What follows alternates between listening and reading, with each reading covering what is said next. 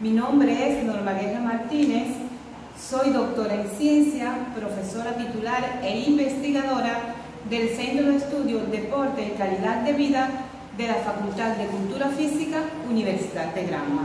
Me desempeño además como coordinadora del programa de maestría Psicología del Deporte. Estamos invitando a participar en el marco del 8º Congreso Cubano de Desarrollo Local y del tercer taller de actividad física, deporte y desarrollo humano al curso de la preparación psicológica, una mirada al deporte escolar.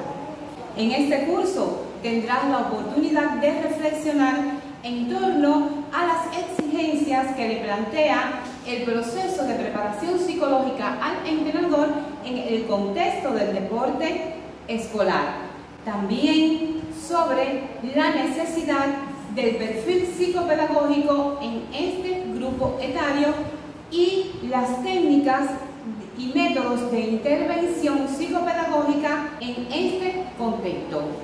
Todo ello pues permitirá garantizar un estado de predisposición psíquica en atletas y practicantes de la actividad física sustentado en categorías como la zona del desarrollo próximo y la situación social del desarrollo. No te lo pierdas.